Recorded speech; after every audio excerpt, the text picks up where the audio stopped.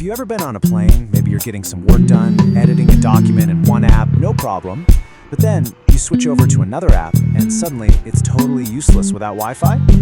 It is such a common frustration. Well, today we're going to pull back the curtain and find out why that happens. It all comes down to some hidden choices that developers make. Okay, let's dive right in.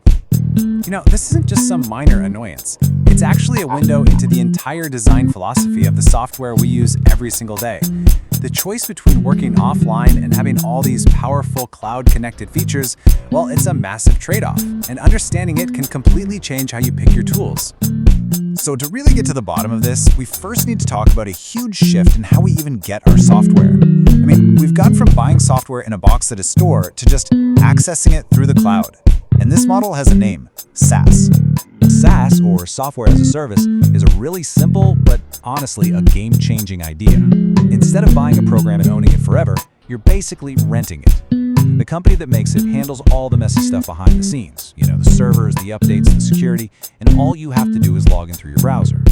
And you can see why this model just exploded, right? It's way cheaper to get started, you always have the latest, greatest version without lifting a finger, and you can get to your stuff from any computer anywhere. This is the magic of the cloud, getting what you need right when you need it. All right, let's make this a little more real. Our first case study is a big one, Salesforce. These guys were one of the very first companies to go all in on the cloud, and wow, they built an absolute empire on it. Now, to really understand Salesforce, you gotta know two terms, SaaS and PaaS. Think of it like this. SaaS, Software as a Service, is like renting a car. It's built, it's ready to go, you just get in and drive. But PaaS, Platform as a Service, that's like renting the entire car factory. You get all the tools and machinery you need to build your very own custom car from scratch. And here is the genius part. Salesforce is both. Their main product, the CRM that everyone knows, that's your classic SaaS. It's the ready-to-drive car. But they also give you a PaaS, the car factory, so developers can build brand new apps right on top of Salesforce. This whole dual approach is a massive reason why they're so dominant. Okay, let's completely switch gears now and talk about a totally different kind of tool, Notion. Unlike Salesforce, which is all about big business, Notion wants to be your personal, do-everything, all-in-one digital command center. But this whole all-in-one thing creates this intense love-hate relationship for a lot of its users. I mean, this quote from a user on Reddit just nails it perfectly.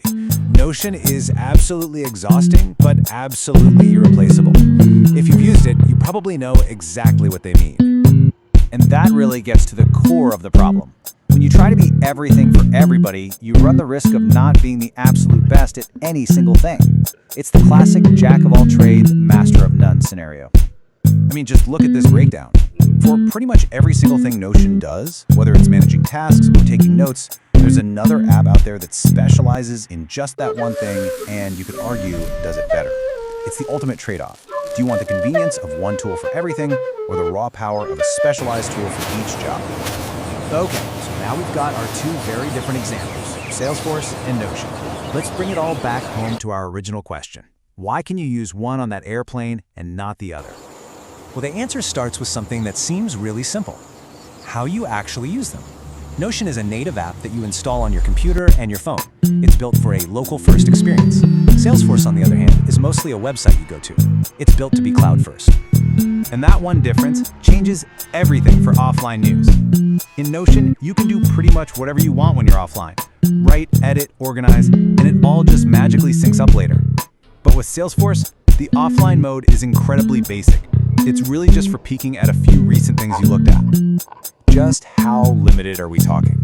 Well, the standard Salesforce mobile app can only save, or cache, a grand total of 210 records for you to look at offline. That's it. For a system that could be holding millions of customer records, that's almost nothing. And here's the kicker. That's not a bug. It's designed that way on purpose. So what is going on? Why this massive, massive difference?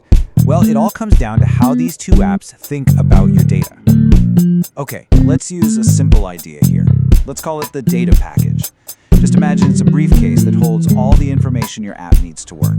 Now, if you want to work offline, the app has to have that entire briefcase with it, right there on your device. And the size of that briefcase, that's everything. And that right there is the whole game. Notion is designed to carry carry a big, heavy briefcase with all your notes and pages packed inside, so you're good to go anywhere.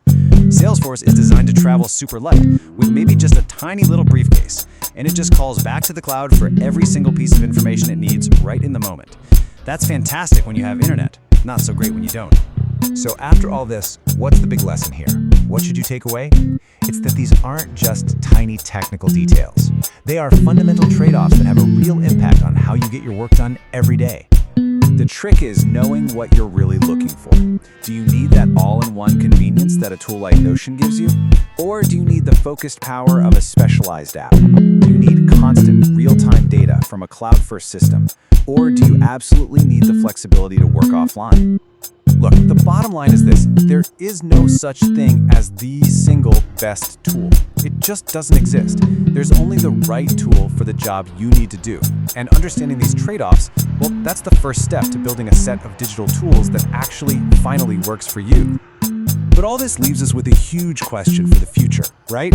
As our internet connection gets better and faster and more available everywhere, will this idea of being offline even matter anymore? Are we just heading toward a world where we're always connected and this whole distinction becomes, a relic of the past? It's definitely something to think about.